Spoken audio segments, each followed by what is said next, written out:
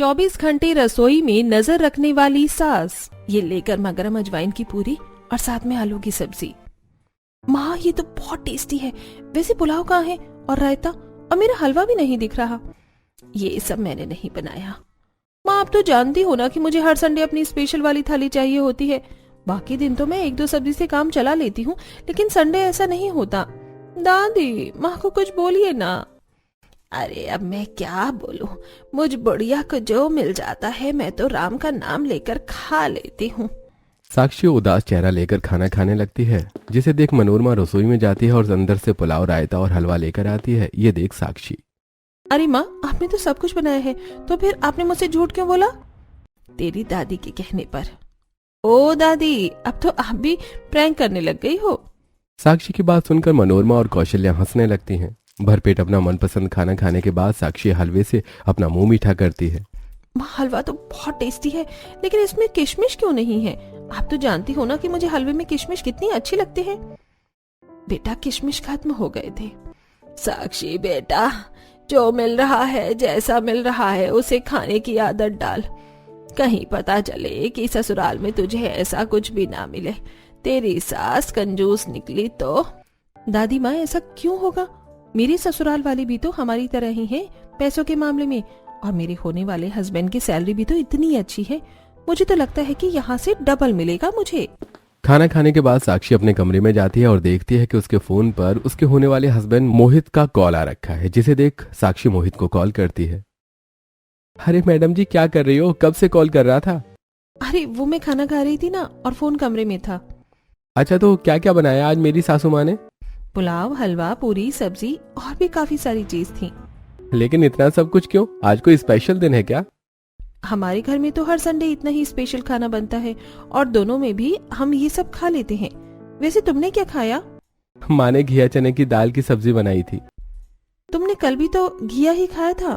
तुम्हारे घर में पनीर, छोले भटूरे, पुलाव ये सब नहीं बनता क्या? बनता है ना, लेकिन तुम तो जानती हो कि माँ की उम्र हो चुकी है और उनसे ज्यादा देर किचन में खड़ा नहीं होया जाता। कोई बात नहीं, जब मैं आऊंगी ना तो हर दिन मैं तुम्हारे लिए कुछ न कुछ स्पेशल बनाऊंगी। काश ऐसा कुछ हो पाता। यूं ही समय गुजरता है और अब मोहित और साक्षी की शादी के दिन करीब आने लगते हैं, और आज आखिरकार मोहित और साक्षी की शादी हो जाती है। और आज शादी के बाद साक्षी का उसके ससुराल में पहला दिन और साथ ही पहली रसोई की रस्म भी होती है। कितनी सुंदर लग रही है मेरी बहू, किसी की नजर न लगे। तुम तो काफी जल्दी उठकर तैयार हो गई। माँ जी आज मेरी पहली की रस्म है ना, इसीलिए, और मैंने ये भी सोच लिया है कि मुझे क्या क्या बनाना है। मैं मिक्स वेज, शाही पनीर, बटर मसाला, नान, पुलाव और साथ में खीर भी बनाऊंगी। 4 लोगों का खाना बनाना है, 400 का नहीं। और क्यों इतनी मेहनत करनी? अभी तो तुम्हारी शादी की थकान भी नहीं उतरी होगी। सिर्फ एक सब्जी और साथ में पराठा बना लेना, ठीक है? अपनी सास सरस्वती की बात सुनकर साक्षी रसोई में आती है और खाने की तैयारी करने लगती है। यार मेरी सास कितनी अच्छी है, उन्हें मेरा कितना ख्याल है। कहीं मैं थक ना जाऊं, इसीलिए उन्होंने मुझसे ज्यादा कुछ नहीं बनवाया।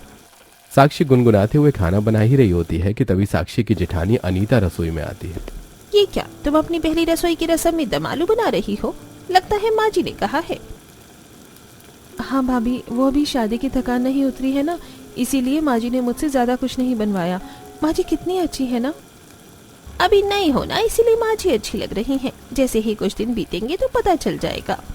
वैसे भाभी मोहित ने मुझे बताया था कि आप जेठ जी और बच्चों के साथ अलग रहती हैं। आप यहाँ माँ जी के साथ क्यों नहीं रहती? खामखा किराए में कितने पैसे बर्बाद कर रही हैं। वो क्या है ना, मुझे यहाँ रहकर अपना दिमाग नहीं खराब करना। मुश्किल से यहाँ निकली हूँ, दोबारा यहाँ आकर नहीं फंसना। इतना कहकर अनीता चली जाती है, जिसे देख साक्षी, भाभी को क्या हुआ? लगता है इनकी माँ जी से बनती नहीं होगी। वैसे भी भाभी कितनी अजीब है। मैं तो अपनी माँ जी को छोड़कर कहीं नहीं जाऊंगी, उनकी सेवा करूंगी। अब साक्षी जल्दी जल्दी खाना बनाती है और अब सभी को खाना परोसती है। सभी को साक्षी के हाथ का खाना पसंद आता है। तो वहीं सरस्वती, बहू खाना तो अच्छा बना है, लेकिन तुमने घी लगा दिया है।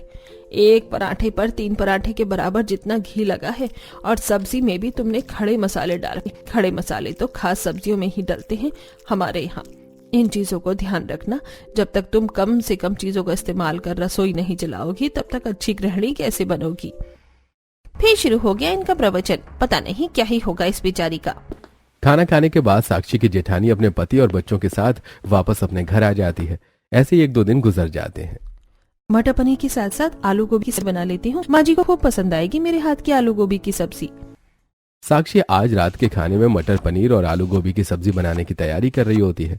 सब्जी काटते काटते साक्षी जैसे ही सामान लेने के लिए पीछे मुड़ती है तो देखती है कि उसके पीछे उसकी सास खड़े खड़े उसे घूर रही है। अपनी सास को अचानक देखकर साक्षी घबरा जाती है और उसके हाथ से चाकू छूटकर नीचे गिर जाता है। आपने तो मुझे डरा ही दिया, कुछ चाहिए था क्या आपको? नहीं बहू, मैं तो बस देख रही थी कि तूने खाना कैसे बनाती है। वैसे क्या बना रही है आज खाने में? तूने मुझसे पूछा नहीं, और ये गैस पर इतना मसाला क्यों गिरा रखा है? इस तरह मसाले बर्बादी हो रही है। पता है ना मसाले कितने महंगे मिलते हैं। वो तो गलती से हाथ से गिर गया। वैसे मैं मटर पनीर और आलू गोभी की सब्जी बना रही थी। मटर पनीर और आलू गोभी की सब्जी, वो भी एक साथ एक वक्त पर? बहू, हमारे यहाँ एक वक्त पर एक ही सब्जी बनती है। ये 2 सब्जी बनाने की कोई जरूरत नहीं है। पता है ना पनीर और गोभी के दाम कितने तेज चल रहे हैं। एक तो इतनी महंगाई, ऊपर से सब्जी बच जाती है सो अलग। एक वक्त पर एक ही सब्जी बना। इतना कहकर सरस्वती प्लेट में रखे हुए पनीर को ले जाकर फ्रिज में रख देती है और अब साक्षी को आलू गोभी बनाना पड़ता है। इसी तरह 1-2 दिन गुजर जाते हैं। साक्षी रसोई में दोपहर के खाने की तैयारी कर रही होती है कि तभी घर के बाहर एक बाबा आते हैं। भिक्षाम देहि। अरे कोई इस बाबा का पेट भर दो, ऊपर वाला तुम्हारा पेट हमेशा भरा रखेगा। बाबा की आवाज सुनकर रोटी बनाते बनाते सेजल 4 रोटी लेती है और उस पर ढेर सारी सब्जी डालकर बाबा के पास जाने लगती है कि तभी सरस्वती, ये 4 रोटी और इतनी सारी सब्जी किसके लिए ले जा रही है तू? माँ जी बाहर बाबा आए हैं ना, उन्हें देने के लिए। तेरे हाथ में रसोई रहेगी ना तो हफ्ते भर में ही तू महीने भर का राशन खत्म कर देगी। अरे बाबा को देने के लिए पूरे मोहल्ले वाले हैं, तो तू क्यों इतनी बड़ी दानवीर बन रही है? एक रोटी और जरा सी सब्जी काफी है। सरस्वती एक रोटी लेती है और उसमें थोड़ी सी सब्जी डालकर बाबा को दे देती है। ये देखकर साक्षी को काफी अजीब लगता है और अब यूं ही कुछ समय गुजर जाता है। हे भगवान, बाहर इतना उजाला हो रहा है लेकिन फिर भी इसने पूरे घर की लाइट जला रखी है। ऐसे तो मेरे बेटे की सारी कमाई बिजली के बिल में ही उड़ जाएगी। साक्षी बहू, अरे ओ साक्षी बहू, जरा बाहर तो आना। अपनी सास की आवाज सुनकर साक्षी अपने कमरे से बाहर आती है। हाँ माँ जी, बहुत दिवाली जा चुकी है और तूने ये घर की सारी लाइट को इस खुशी में जला रखी है। बाहर का उजाला तेरे लिए काफी नहीं है क्या? माँ जी, इतनी सुंदर सुंदर लाइट तो जलाने के लिए ही तो लगवाई है ना, इसीलिए मैंने जला दी। बहू, हमारे आंगन में जरूर मनी प्लांट लगा है, लेकिन उसमें सच में पैसे नहीं आते हैं। दिन में सिर्फ 1 लाइट जलेगी, समझी? और रात में भी जरूरत हो तो ही लाइट जलाना, वरना इतना ही अंधेरा नहीं है घर में। इतना कहकर सरस्वती सारी लाइट बंद कर देती है। तो वहीं साक्षी को अपने सास का ऐसा बर्ताव बिल्कुल भी अच्छा नहीं लगता है। इसी तरह कुछ समय गुजर जाता है। साक्षी मोटर चलाकर भूल जाती है और अपने कमरे में जाकर मूवी देखने लगती है। तभी सरस्वती को जब पानी की मोटर की आवाज आती है और वो छत पर जाकर देखती है तो पूरी छत पानी से भरी हुई थी। तो वो साक्षी पर काफी गुस्सा करने लगती है। तुझे मोटर फुकवानी है तो ऐसे ही बता दे। अरे तेरे घर वालों ने तुझे कुछ सिखाकर भेजा भी है या नहीं? जब से आई है बस नुकसान करे जा रही है। सरस्वती साक्षी को काफी सुनाती है, जिससे साक्षी को काफी बुरा लगता है। ऐसे ही एक दिन, ये नया वाला घी का डिब्बा कहाँ है? इन्हें रूखी रोटी दूंगी तो लंच टाइम तक तो बिल्कुल सूख जाएगी। साक्षी अपने सास के कमरे में जाती है और जब वो उसे घी के नए डिब्बे के बारे में पूछती है तो सरस्वती उसकी आंखों के सामने अपने अलमारी के लॉकर से घी निकालती है और किचन में जाकर दूसरे डिब्बे में थोड़ा सा घी डाल देती है। ये ले साक्षी बहू, मैंने इसमें घी डाल दिया है। अब ये घी तुझे 2 हफ्ते तक चलाना है। लेकिन माँ जी, इस तरह घी लॉकर में कौन रखता है? अरे बहू, किचन की खिड़की खुली रहती है तो कभी बिल्ली आ गई तो घी में मुंह मार दिया तो कितना नुकसान होगा ना। वैसे भी आज के समय में घी सोने चांदी से कम नहीं है। बीतते समय के साथ साथ साक्षी को ये बात समझ में आने लगी थी कि उसकी सास एक नंबर की कंजूस औरत है। तो वहीं आज जब सब्जी में गलती से साक्षी से थोड़ा ज्यादा तेल गिर जाता है तो पूरी सब्जी तेल में पकाई है क्या तूने? घर में पानी नहीं है? इतना तेल तो मैं 4 सब्जियों में डालकर पकाती तो भी बच जाता। अरे माँ, तो क्या हुआ? थोड़ा तेल ज्यादा हो गया तो रोज थोड़े ना होता है। ये गलती भी तो रोज के बराबर ही करती है, पता नहीं क्या होगा इसका। साक्षी को अपनी सास की बातों का काफी बुरा लगता है और वो कमरे में जाकर मुंह फुलाकर बैठ जाती है, जिसे देख मोहित, अरे तुम तो जानती हो ना माँ का बर्ताव, अब क्यों उदास बैठी हो? उनकी बातों को एक कान से सुनकर दूसरे से निकाल दिया करो। मुझे नहीं पता था कि तुम्हारी माँ इतनी कंजूस है। पता है, जब भी रसोई में जाती हूँ तो पीछे आकर खड़ी हो जाती हैं, ये देखने के लिए कि कहीं कुछ सब्जी में ज्यादा तो नहीं डाल दिया। एक तो कंजूस, ऊपर से 24 घंटे तुम्हारी माँ मुझ पर नजर रखती हैं। छोड़ो ना, चलो मैं तुम्हें आइसक्रीम खिलाकर लाता हूँ। जैसे तैसे कर मोहित साक्षी को मना ही लेता है, लेकिन अब तो ये सब रोज का हो गया था। चलो, चावल तो बन गए, फटाफट आटा गूंथ लेती हूँ, फिर सब्जी भी बनानी है। साक्षी किचन में आराम से खाना बना रही होती है कि तभी अचानक सरस्वती फिर से साक्षी के पीछे खड़ी हो जाती है, जिसे देख साक्षी काफी घबरा जाती है। माँ जी, आप बार बार मुझे इस तरह डरा क्यों देती हैं? कुछ चाहिए था क्या आपको? मैं तो बस पीछे आकर खड़ी थी, इसमें डरने वाली क्या बात है? मेरे लिए चाय बना दे, और हाँ, दूध आधा कप जितना ही डालना। इतना कहकर सरस्वती बाहर आ जाती है। साक्षी सरस्वती को चाय देकर साक्षी दोबारा किचन में जाकर खाना बनाने लगती है कि तभी सरस्वती बार बार किचन के चक्कर काट रही थी। ये देख साक्षी, माँ जी, क्या हुआ है आपको? बार बार किचन में आ रही हैं, कुछ चाहिए क्या? अरे नहीं बहू, मैं तो बस ऐसे ही चक्कर काट रही हूँ। अब क्या है, मैं अपने ही घर में किचन में नहीं आ सकती क्या? चक्कर काटते काटते सरस्वती बार बार साक्षी के पास जाती और उसके खाना बनाने का तरीके को देखती है। क्या मुसीबत है, माँ जी तो बिल्कुल सर पर ही खड़ी हो गई हैं। इस तरह से तो मैं खाना ही नहीं बना पाऊंगी। साक्षी काफी ज्यादा परेशान हो रही थी। तो वहीं जब खाने में मसाले डालने की बारी आती है तो तभी साक्षी की सास, साक्षी बहू, ये क्या कर रही है? इतनी हल्दी कौन डालता है? और ये तूने धनिया पाउडर तो इतनी जल्दी खत्म कर दिया। जब रसोई मेरे हाथ में थी ना, तो ये सारे मसाले महीने महीने तक चलाती थी मैं। सरस्वती का बार बार टोकना और 24 घंटे नजर रखने की वजह से साक्षी को खाना बनाने में काफी दिक्कत होती थी। जब एक दिन साक्षी फ्रिज में से सभी थोड़ी थोड़ी बची हुई सब्जियों को मिलाकर मिक्स वेज बनाती है तो फ्रिज में बैंगन, गोभी और मटर थी, कहाँ गई? माँ जी, थोड़ी थोड़ी बच रही थी तो मैंने सबको मिलाकर एक ही सब्जी बना दी। तेरा दिमाग तो खराब है, नहीं है? वो 3 सब्जी 3 दिन चलती। अरे तू तो मुझे लुटवा कर ही मानेगी। साक्षी अपनी सास की कंजूसी और नजर रखने की वजह से काफी ज्यादा परेशान थी। तो वहीं समय गुजरता है और आज सरस्वती का जन्मदिन होता है, जिसमें उसके बड़े बेटे बहू भी आते हैं। मैं आपके लिए आपका फेवरेट फ्लेवर का केक लेकर आया हूँ, वो भी बड़ी वाली दुकान से। कोई छोटा आधे किलो का केक ले आता, ये 4 किलो का केक लाने की क्या जरूरत थी? तू तो बस पैसे ही बर्बाद करता रही हो। कहा था इन्हें मैंने कि 20 रुपए वाली पेस्ट्री ले लो, लेकिन इन्हें ही अपनी मांस पर कुछ ज्यादा ही प्यार आ रहा था। देखा अब कैसे ताने सुनने को मिल रहे हैं। केक काटने के बाद साक्षी रसोई में जाकर खाने की तैयारी करती है कि तभी अनीता भी रसोई में आ जाती है। तो कैसी कट रही है माँ जी के साथ? उनका नजर रखना 24 घंटे, टोकन कैसा है सब? मैं तो परेशान हो गई हूँ। पता है, माँ जी चील की तरह निगाह रखती हैं मुझ पर और हर चीज में टोका टाकी करती हैं। काश हम भी आपकी तरह अलग रह पाते, लेकिन इस उम्र में माँ जी को छोड़कर जाना भी तो ठीक नहीं है। साक्षी की हालत पर अनीता को भी तरस आने लगता है, लेकिन अब वो भी बेचारी क्या ही कर सकती थी। खाना खाने के बाद साक्षी अपने कमरे में आराम कर रही होती है कि तभी उसे भूख लगती है, और जब वो बचा हुआ केक खाने के लिए किचन में आकर फ्रेश होने लगती है तो देखती है कि फ्रिज लॉक है। ये देखकर साक्षी की आंखों में आंसू आ जाते हैं। कंजूसी की भी हद होती है। इतनी देर रात आप मुझ पर नजर नहीं रख सकती, इसलिए आपने फ्रिज ही लॉक कर दिया कि ताकि मैं रात को उठकर केक भी ना खा पाऊं। साक्षी रोते हुए अपने कमरे में चली जाती है और यूं ही समय गुजरता रहता है। ये तो 2 दिन पुरानी भिंडी की सब्जी है, इसे तो मैं खाना ही भूल गई। अब तो काफी बासी हो चुकी है। इससे पहले माँ जी इसे देखें, इसे फेंक देती हूँ। सबसे पहले साक्षी उस बासी भिंडी को कूड़ेदान में डालती है कि तभी वहां अचानक सरस्वती प्रकट हो जाती है। बहू, इस तरह खाने की बर्बादी नहीं करते, माँ अन्नपूर्णा नाराज हो जाएंगी। एक काम कर, आज दोपहर में सब्जी रहने दे, इसे ही खा लेंगे हम। ये माँ जी है या कोई भूत जो हर जगह कैसे टपक जाती हैं?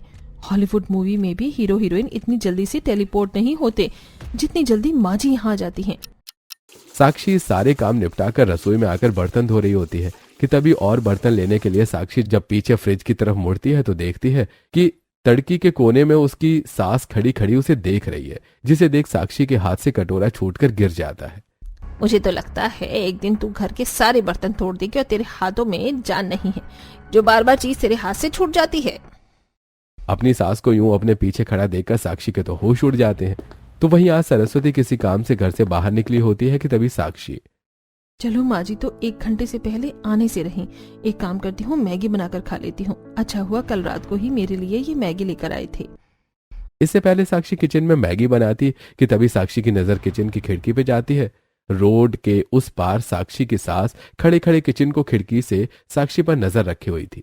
ये देखकर साक्षी के डर के मारे अब हाथ पैर कपकपाने लगते हैं।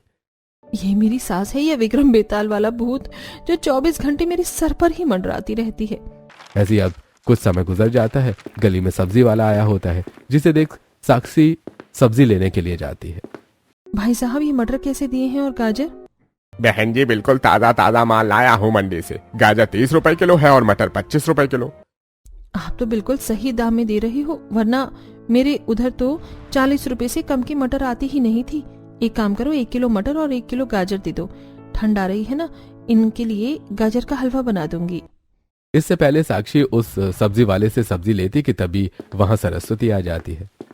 अरे बहू, ये क्या तू इतनी महंगी सब्जी ले रही है? चल मैं तुझे इससे सस्ते दाम में सब्जी दिलवाऊंगी। 10 रुपए किलो मटर और 15 रुपए किलो गाजर। ये ठेले वाला भी तो सही दाम दे रहा है सब्जी माँ। इनका काम तो बस लूटने का है। तू चल मेरे साथ। सरस्वती सब्जी का थैला उठाती और अपनी बहू को लेकर पैदल पैदल ही 4 से 5 किलोमीटर दूर बनी सस्ती मंडी में जाती है। सिर्फ 20 रुपए बचाने के लिए आप मुझे इतनी दूर पैदल तक ले आई हैं। कम से कम अब आप वापस रिक्शा से ले जाते, मुझसे और नहीं चला जाएगा। मैं बुढ़ी होकर इतना आराम से इतनी दूर आ गई हूँ, लेकिन तू जवान होकर 4 कदम तक नहीं चल पा रही। तुम जवान जो हम बूढ़ों से भी गए गुजरे हो। अपनी सास की बात सुनकर साक्षी काफी परेशान हो जाती है। तो वहीं अब जब रात साक्षी सो रही होती है कि तभी वो सपने में देखती है कि उसकी सास की लंबी लंबी आंखें उसका पीछा कर रही हैं और वो किचन में इधर उधर भाग रही है। तेरी हिम्मत कैसी हुई? तूने दूध कैसे गिराया? आज मैं तुझे छोड़ूंगी नहीं। नहीं माँ जी, मुझे छोड़ दीजिए। मैंने गलती से गिरा दिया था, जानबूझकर नहीं किया। मुझे छोड़ दीजिए। अपनी सास की लंबी लंबी आंखें देख देख कर साक्षी की हालत काफी ज्यादा खराब हो चुकी थी। साक्षी जमीन पर बैठकर सिर नीचे कर फूट फूट कर रोने लगती है कि तभी अचानक साक्षी की आंखें घबराकर खुलती हैं तो अपने आप को बिस्तर पर पाती है। इतना भयानक सपना, मेरे तो अभी भी पसीने छूट रहे हैं। हे भगवान, कहीं सपना सच ना हो जाए। साक्षी इस सपने से काफी ज्यादा घबरा चुकी थी। अगले दिन साक्षी अपने लिए दोपहर में दूध वाली चाय बना रही होती है कि तभी हमेशा की तरह सरस्वती अचानक रसोई में टपक पड़ती है। सुबह दूध की चाय बनती है, काफी नहीं है क्या? अगर इतना ही चाय पीने का मन हो रहा है तो काली चाय बना लिया कर। पता है दूध 60 रुपए लीटर है, कहाँ पहले 10 रुपए में दूध आ जाता था। जरा ध्यान रख बहू। सरस्वती की कंजूसी और 24 घंटे नजर रखने की वजह से धीरे धीरे साक्षी का खाना पीना पूरी तरह से छूट रहा था, जिससे वो परेशान होकर आज फिर से मोहित से बात करती है। मोहित, मैं काफी ज्यादा परेशान हो गई हूँ, कुछ तो करो। ऐसा लगता है माँ जी 24 घंटे बस मुझे कहीं ना कहीं से देख रही है। साक्षी, ये तुम्हारा वहम है। तुम थोड़ी देर सो जाओ, अच्छा लगेगा। मुझे नहीं पता, मैं यहाँ और नहीं रह सकती। भाभी की तरह मुझे भी यहाँ से जाना है। साक्षी मोहित की बातें सरस्वती कमरे के बाहर खड़ी होकर दरवाजे पर कान लगाकर सुन रही होती है कि तभी साक्षी जैसे ही कमरे का दरवाजा खोलती है तो अपनी सास को देखकर साक्षी हैरान हो जाती है। माँ जी, ये क्या है? आप कान लगाकर अपनी बहू बेटे की बातें सुन रही थी? अच्छा हुआ सुन लिया। तू मेरे बेटे को मुझसे अलग करना चाहती है। बड़ी बहू ने तो ऐसा कर दिया, लेकिन मैं तुझे ऐसा नहीं करने दूंगी। ऐसे ही कुछ समय गुजर जाता है और अब आए दिन साक्षी को अपनी सास की घूरती हुई लंबी आंखों का सपना आता है। साक्षी अपने इस भयानक सपने की वजह से इस कदर डिप्रेशन में चली जाती है कि उसे बार बार अपनी सास की उन्हीं लंबी लंबी आंखों का इल्यूजिनेशन होने लगता है। चलो, खाना तो बन गया, लेकिन आज गलती से फिर से सब्जी में तेल ज्यादा हो गया है। एक काम करती हूँ, एक्स्ट्रा तेल निकाल देती हूँ। कहीं माँ जी ने देख लिया तो फिर से बवाल मचा देंगी। चम्मच लेकर साक्षी सब्जी में से एक्स्ट्रा तेल कटोरी में निकालने लगती है कि तभी उसे ऐसा महसूस होता है कि कोई उसे देख रहा है। साक्षी जैसे ही पीछे मुड़ती है तो देखती है कि ठीक उसके पीछे उसकी सास की वही लंबी लंबी आंखें जो उसे घूर रही हैं। ऐसा नहीं हो सकता, ये सब झूठ है। नहीं, चली जाओ यहाँ से, चली जाओ। डर से साक्षी अपनी आंखें बंद कर देती है और जब कुछ देर बाद खोलती है तो देखती है कि उसके सामने कुछ भी नहीं है। हे भगवान जी, ये मुझे क्या होने लग गया है? कहीं मुझे हालुसिनेशन तो नहीं हो रहा है?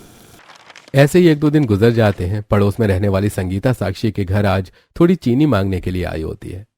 थोड़ी चीनी मिलेगी? वो इन्हें हलवा खाना था और चीनी खत्म हो गई है। मैं शाम को वापस कर दूंगी। साक्षी कुछ कहती कि तभी साक्षी को फिर से संगीता के पीछे अपनी सास की वही घूरती हुई लंबी लंबी आंखें दिखाई देती हैं। ऐसा नहीं हो सकता। नहीं, चली जाओ यहाँ से, चली जाओ। साक्षी घबराकर अपने कमरे में आ जाती है तो वहीं संगीता को भी ये सब काफी अजीब लगता है। इसी तरह साक्षी रसोई में बर्तन धो रही थी कि तभी फिर से रसोई में सरस्वती आती है।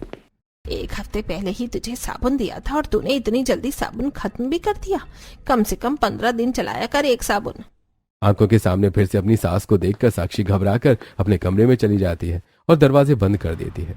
साक्षी अब इतनी ज्यादा परेशान हो चुकी थी कि वो सबसे छुप छुप कर डिप्रेशन की पिल्स लेने लगी थी। तो वहीं एक दिन साक्षी को बाजार में उसकी जेठानी मिलती है। साक्षी, तुमने अपनी क्या हालत बना ली है? कितनी दुबली पतली हो गई हो और ये आंखों के नीचे काले काले गड्ढे। तुम्हारी तबीयत तो ठीक है ना? इससे पहले साक्षी अनीता को कुछ कहती कि फिर से साक्षी को एक बार फिर अपनी सास की आंखें दिखाई देने लगती हैं। ये देख साक्षी वहां से भाग जाती है। हे भगवान, साक्षी को क्या हो गया है? इसकी ऐसी हालत कैसे हो गई? मुझे मोहित से इस बारे में बात करनी होगी। साक्षी की हालत दिन पर दिन अब बिगड़ती ही जा रही थी। साक्षी किचन में काम कर रही होती है कि तभी उसके हाथ से घबराहट की वजह से ऑलिव ऑयल की महंगी बोतल छूटकर टूट जाती है। ये तो 800 रुपए के तेल की बोतल थी। अब मैं क्या करूं? अगर माँ जी को पता चल गया कि मुझसे इतना महंगा नुकसान हो गया तो माँ जी तो मुझे जान से ही मार देंगी। नहीं नहीं, ऐसा नहीं हो सकता। साक्षी जल्दी जल्दी घबरा कर उस कांच की बोतल को उठाने लगती है, जिससे उसके हाथ में भी कट लग जाता है। लेकिन साक्षी को तो न जाने कैसा जुनून सवार था कि उसे अपने दर्द का कोई एहसास ही नहीं होता कि तभी देखते ही देखते साक्षी की आंखों के सामने वहीं उसकी सास की लंबी लंबी आंखें आ जाती हैं। मुझे माफ कर दीजिए, मैंने जानबूझकर नहीं किया, मुझसे गलती हो गई। प्लीज यहाँ से चली जाइए, चली जाइए, मैं सब ठीक कर दूंगी, चली जाइए। तूने फिर से इतना नुकसान कर दिया। तुझे एक बार में मेरी बात नहीं समझ आती ना? आज मैं तुझे छोड़ूंगी नहीं। सरस्वती की वो लंबी लंबी घूरती हुई आंखें अब गोल गोल साक्षी के इधर उधर घूमने लगती हैं और वो उसे जकड़ लेती हैं, जिससे साक्षी बहुत तेज चिल्लाती है और एकदम से बेहोश हो जाती है। साक्षी की चिल्लाने की आवाज सुनकर मोहित जल्दी से किचन में आता है और उसे बेहोश देख जल्दी से डॉक्टर को कॉल करके बुलाता है। तो वहीं जब ये बात अनीता को पता चलती है तो वो भी अपने पति सूरज के साथ जल्दी से घर आती है। देखिए, इनकी हालत तो पहले से भी ज्यादा खराब हो गई है। मैंने इन्हें पहले ही डिप्रेशन की गोलियां लेने से मना किया था, लेकिन उनकी हालत ऐसी थी कि इन्हें लेनी ही पड़ती थी। आप लोगों को इनका ध्यान रखना चाहिए था। कैसे पति हैं आप? ऐसी हालत में कौन इतनी लापरवाही करता है? क्या क्या कहा आपने? डिप्रेशन की गोलियां? लेकिन साक्षी ने तो मुझे इस बारे में कुछ भी नहीं बताया। डॉक्टर, वो डिप्रेशन की गोली लेती क्यों थी? देखिए, एक्चुअली साक्षी को इल्यूजिनेशन होते थे। उसने बताया कि हर वक्त कोई उसे घूरता रहता है। अगर ऐसा ही रहा तो साक्षी की मेंटल हेल्थ और खराब हो सकती है और भगवान न करे हमें साक्षी को मेंटल हॉस्पिटल में भर्ती करवाने की नौबत आए। फिलहाल मैं चलता हूँ, कल फिर आऊंगा चेकअप के लिए। डॉक्टर की बात सुनकर सारा परिवार काफी परेशान हो जाता है। वहीं कुछ देर के बाद जब साक्षी को होश आता है और वो सबके साथ खड़ी अपनी सास को देखती है तो फिर से घबराने लगती है। चली जाइए, मुझे देखना बंद करिए, चली जाइए यहाँ से। क्या हुआ तुम्हें? क्यों इस तरह बिहेव कर रही हो? कौन देख रहा है तुम्हें साक्षी? माँ जी मुझे कैसे लंबी लंबी आंखों करके घूरती रहती है। वो मुझे इन आंखों से खा जाएंगी। मुझे बचा लीजिए, मुझे बचा लीजिए। माँ जी, भगवान के लिए कमरे से बाहर चली जाइए। पता नहीं क्या हो गया है साक्षी को। सूरज सरस्वती को लेकर कमरे से बाहर चला जाता है तो वहीं साक्षी की हालत अभी भी काफी खराब होती है। वो देखो, माँ जी मुझे कैसे कमरे की खिड़की से घूर कर देख रही हैं। अब उनकी आंखें दरवाजे पर हैं। अरे नहीं, वो तो मुझे टेबल के नीचे से घूर कर देख रही है। साक्षी इतनी ज्यादा घबरा जाती है कि वो दोबारा बेहोश हो जाती है। तो वहीं साक्षी की ऐसी हालत देखकर अनीता सब समझ जाती है और वो बाहर में बैठी अपनी सास के पास जाती है। तो वहीं सूरज और मोहित भी साक्षी के कमरे में छोड़कर हॉल में आ जाते हैं। अब तो आप बहुत खुश होंगी ना साक्षी की ऐसी हालत करके। अपनी कंजूसी और 24 घंटे की नजर रखना, देख लिया इसका नतीजा। साक्षी की हालत इतनी बदतर हो चुकी है कि कल को उसको मेंटल हॉस्पिटल में भी भर्ती करना पड़ सकता है। वो तो अच्छा हुआ कि सही वक्त रहते मैंने इस घर को छोड़ दिया, लेकिन बेचारी साक्षी ये नहीं कर पाई। अनीता की बातें सुन सुनकर मुझे तो यकीन ही नहीं हो रहा था, लेकिन आज सब अपनी आंखों से देखकर मुझे यकीन हो गया। माँ, भगवान का दिया हुआ सब कुछ है तो फिर क्यों इतनी कंजूसी और क्यों 24 घंटे किसी पर नजर रखती हो? काश मैं भी साक्षी की बात मानकर ये घर पहले ही छोड़ देता तो आज मेरी बीवी की ऐसी हालत नहीं होती। अब मैं और साक्षी इस घर में नहीं रहेंगे, हम जा रहे हैं। मुझे लगता है कि आपकी इसी कंजूसी और नजर रखने की वजह से ही पापा भी हमें छोड़कर मर गए। बस करो तुम लोग, जानना चाहते हो ना क्यों मैं ये सब करती हूँ? तो सुनो, मेरा पूरा बचपन गरीबी में ही गुजर गया। शादी करने के बाद तुम्हारे पापा की वजह से जब मुझे ये सब कुछ मिला तो मैं अंधाधुंध खर्च करने लग गई। तुम्हारे पापा भी ऐसे ही थे और एक वक्त ऐसा आया कि हमारे पास एक फूटी कौड़ी भी नहीं बची। तुम्हारे पापा को एक भयंकर बीमारी हो गई और उनका इलाज करवाने के लिए हमारे पास कुछ भी नहीं था और तुम्हारे पापा हमें छोड़कर चले गए। मैं ही जानती हूँ कि कैसे मेहनत करके मैंने ये सब पैसे जोड़े हैं। ये सब मैं बचत के लिए करती थी ताकि बुरे वक्त में हमारे ही काम आ सके। मैं जानती हूँ कि इस तरह से बचत करने का तरीका गलत था, लेकिन ये सब मैंने जानबूझकर नहीं किया। सरस्वती की बात सुनकर सभी काफी हैरान थे। तो वहीं अब डॉक्टर के कहने पर मोहित साक्षी को अस्पताल में एडमिट करवा देता है। 2 से 3 महीने की ट्रीटमेंट के बाद साक्षी ठीक हो जाती है और इस बीच सरस्वती साक्षी से बिल्कुल नहीं मिलती और उसे भी अपनी गलती का एहसास होता है। जैसे ही साक्षी ठीक होकर वापस अपने घर आती है तो सरस्वती अपना सामान पैक करके जाने लगती है। ये देखकर साक्षी, माँ जी, आप इस तरह सामान बांधकर कहाँ जा रही हैं? आपकी बहू आ गई है अब। मैं तो यहाँ तेरे आने से पहले ही जाना चाहती थी, लेकिन तू थोड़ी जल्दी आ गई। अब मैं जा रही हूँ, मेरी वजह से तेरी इतनी बुरी हालत हो गई है। मैं नहीं चाहती दोबारा ऐसी हो जाए तेरी हालत। गांव में हमारा छोटा सा घर है, मैं वहीं रह लूंगी और दोबारा तुझे कभी अपनी शक्ल नहीं दिखाऊंगी। माँ जी, मैं जानती हूँ कि जो हुआ वो सही नहीं था और भाभी ने मुझे आने से पहले इन सब का कारण भी बताया। आप अपनी जगह सही थी, लेकिन जो तरीका था वो गलत था। पर आपको अपनी गलती का एहसास हो गया, इससे बड़ी चीज और क्या ही हो सकती है।